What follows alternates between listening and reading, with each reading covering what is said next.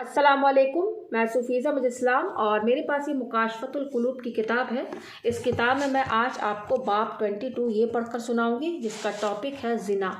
औज़ बिल्लाहि मिनश शैतानिर रजीम, बिस्मिल्लाहिर रहमानिर रहीम। फरमाने इलाही है, वह हराम और बदकारियों से अपनी शर्मगाहों की हिफाजत करते हैं। एक और आयत में इरशाद रब्बानी है, यानी छोटे बड़े ज़ाहिर पोशीदा किसी भी गुनाह के करीब मत जाओ। यहाँ बड़े से मुराद ज़िना और छोटे से मुराद बोसा लेना, बुरी नज़र से देखना और छूना है। चुनांचे हुज़ूर पाक सल्लल्लाहु अलैहि वसल्लम का इरशाद मुबारक है, हाथ ज़िना करते हैं, पैर ज़िना करते हैं और आंखें ज़िना करती हैं। फरमाने इलाही है, मोमिनों से कह दीजिए अपनी आंखें बंद कर ले और अपनी शर्मगाहों की हिफाजत करें। अल्लाह ताला ने मुसलमान मर्दों और औरतों को हुक्म दिया है कि वह हराम की तरफ ना देखें और अपनी शर्मगाहों को हराम करने से महफूज रखें। अल्लाह ताला ने बहुत सी आयतों में ज़िना की हुर्मत बयान फरमाई है। एक जगह इरशाद रब्बानी है, जो शख्स ज़िना करता है उसे असाम में डाला जाएगा। असाम के मुताल्लिक कहा गया है कि जहन्नम की एक वादी है। बाज़ उलमा ने कहा है कि वह जहन्नम का एक गार है। जब उसका मुंह खोला जाएगा तो उसकी सख्त बदबू से जहन्नमी चीख उठेंगे।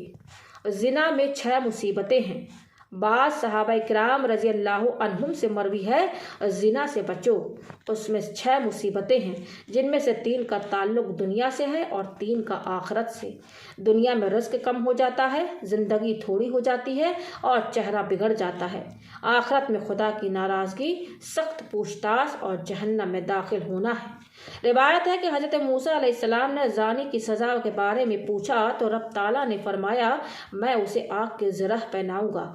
वह ऐसी वजनी है कि अगर बहुत बड़े पहाड़ पर रख दी जाए तो वह भी टुकड़ा टुकड़ा हो जाए। कहते हैं इब्लीस को 1000 बदकार मर्दों से एक बदकार औरत ज़्यादा पसंद होती है। मसाबी में रसूल अकरम सल्लल्लाहु अलैहि वसल्लम का इरशाद है, जब बंदा ज़िना करता है तो उसका ईमान निकल कर उसके सर पर छतरी की तरह लटका रहता है, और जब वह उस गुनाह से फारिग हो जाता है तो उसका ईमान फिर लौट आता है। किताब इकना में हुज़ूर पुरनूर सल्लल्लाहु अलैहि वसल्लम का फरमान है, अल्लाह ताला के नज़दीक नुत्फ़ा मनी को हराम कारी में बर्बाद करने से बड़ा कोई गुनाह नहीं है और लवातत ज़िना से भी ज़्यादा बुरी है। जैसा कि हज़रत अनस बिन मालिक रज़ी अल्लाह अन्हु से मरवी है, हुज़ूर पाक सल्लल्लाहु अलैहि वसल्लम ने फरमाया कि जन्नत की खुशबू 500 साल के सफ़र की दूरी से आएगी, मगर लूती उससे महरूम रहेगा। अमरत एक फितना है। हज़रत अब्दुल्लाह बिन उमर रज़ियल्लाहु अन्हु घर से बाहर बैठे थे कि एक हसीन लड़का अमरत आता हुआ नज़र आया। आप दौड़कर घर में घुस गए और दरवाज़ा बंद कर लिया। कुछ देर बाद पूछा, फितना चला गया या नहीं? लोगों ने कहा चला गया। तब आप बाहर तशरीफ़ लाए और फरमाया, नबी का फरमान है, उनकी तरफ देखना, बात करना और उनके पास बैठना हराम है।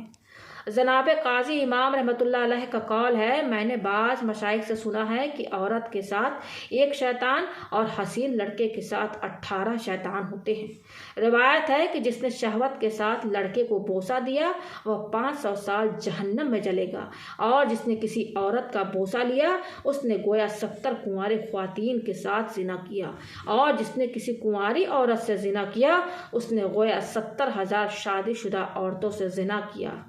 रौन तफासिर में कलबी रहमतुल्लाह अलैह से मनकूल है, सबसे पहले लवातत इब्लीस ने शुरू की। वह लूत अलैहिस्सलाम की कौम में एक हसीन व ज़मीन लड़की की सूरत में आया और लोगों को अपनी तरफ माइल किया, यहाँ तक कि लवातत उन लोगों की आदत बन गई। जो भी मुसाफिर आता वह उससे बुरा काम करते। हज़रत लूत अलैहिस्सलाम ने उन्हें इस बुरे काम से रोका, अल्लाह की तरफ बुलाया और खुदा के अजाब से डराया। तो वह कहने लगे, अगर तुम सच्चे हो तो जाओ अजाब ले आओ। हज़रत लूत अलैहिस्सलाम ने अल्लाह रब्बुल इज़्ज़त से दुआ मांगी, जिसके जवाब में उन पर पत्थरों की बारिश हुई। हर पत्थर पर एक आदमी का नाम लिखा हुआ था और वह उसी आदमी को आकर लगा। अल्लाह ताला का फरमान है, कौम लूत अलैहिस्सलाम के एक ताजिर का वाक़िया। حضرت لوط علیہ السلام کی قوم کا ایک تاجر مکہ میں تجارت کی غرض سے آیا۔ اس کے نام کا پتھر وہیں پہنچ گیا، مگر فرشتوں نے یہ کہہ کر روک دیا کہ یہ اللہ کا حرم ہے۔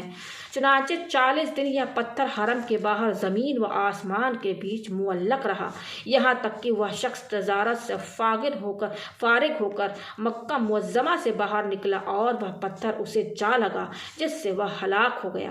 حضرت لوط علیہ السلام اپنے تمام گھر والوں کو لے کر بستی سے نکل گئے اور فرمایا کوئی مڑ کر نہ دیکھے۔ جب قوم پر عذاب نازل ہوا تو ان کی بیوی نے آوازیں سن کر پیچھے دیکھا اور کہا ہائے میری قوم، جس کی پاداش میں اسے ایک پتھر لگا اور وہ ہلاک ہو گئی۔